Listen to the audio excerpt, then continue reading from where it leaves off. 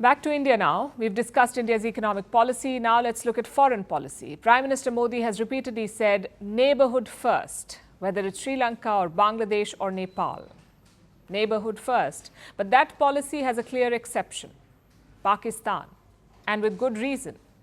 No country has hurt India like Pakistan has. The relationship had a predictable trajectory. India reaches out in good faith. Some sort of progress is made, but Pakistan's army spoils everything. And since 2019, even that has ended. India revoked Jammu and Kashmir's special status. In response, Pakistan lashed out. They recalled their High Commissioner from India.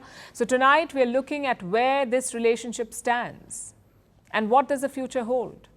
Foreign Minister S Jaishankar spoke about it today. He says the era of uninterrupted talks is over.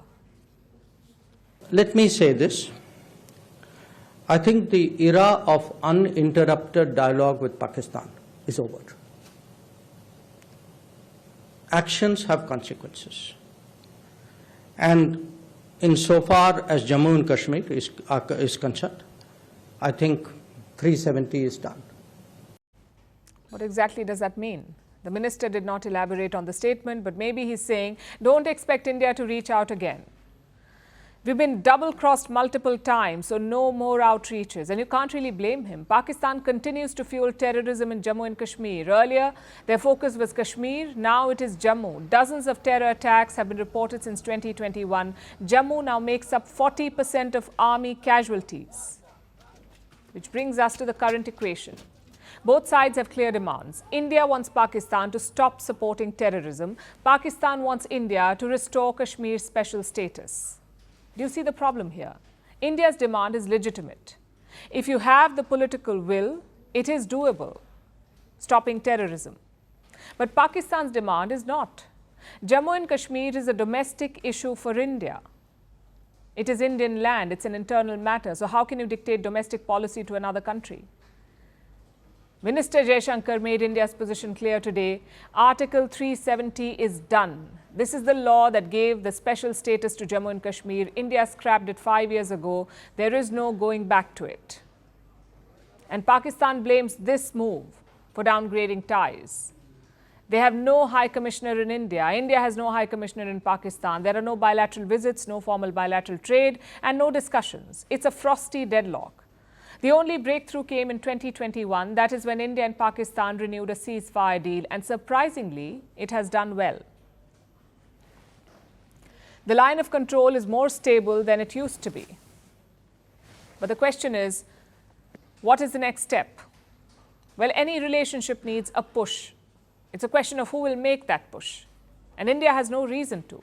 We gain nothing by reaching out at the moment. But on the other side, it's very different. Pakistan's economy is going through a major crisis. They could use the trade and investments from India.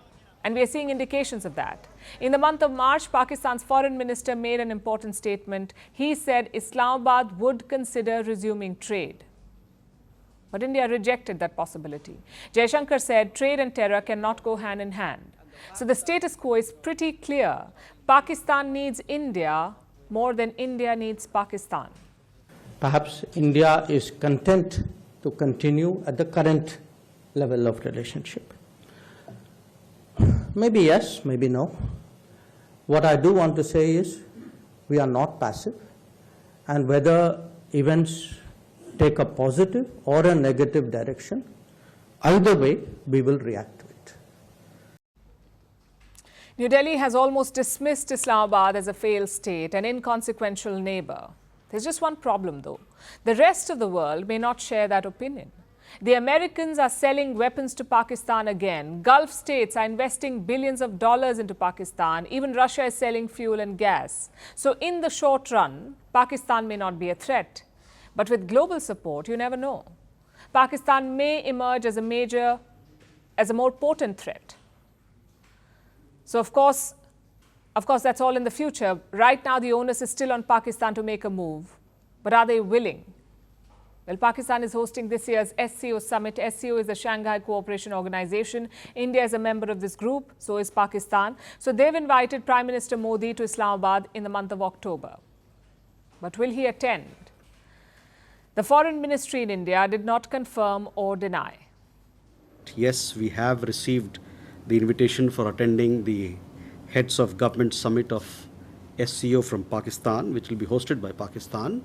And on that, as and when we have an update, we'll share them with you. Irrespective, attendance alone will not signal much. After all, this is a multilateral forum. Last year, India hosted the SCO foreign ministers, and Pakistan's foreign minister did fly down to India. But nothing changed bilaterally. So it's not a question of hosting or visiting. It's a question of what more can Pakistan offer, not just in terms of engagement, but in terms of actions too. If there is a clear crackdown on terrorism, India may reciprocate. If not, India won't bother.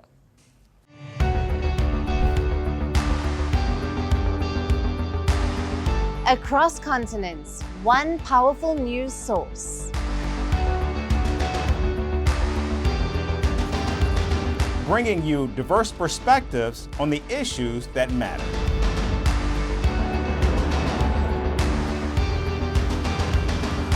We go beyond the boundaries to give you that little extra about every sporting moment.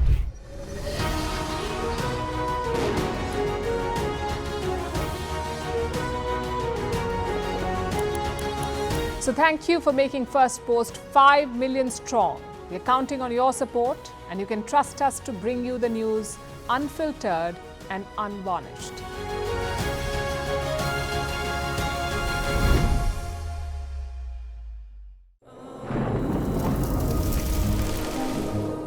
Climate change is on our doorstep. It's time for a revolution to take root. And it starts with 1.4 billion Indians. It starts with one tree for humanity, one tree for Mother Earth, one tree for a future. Project One Tree, a News 18 network initiative.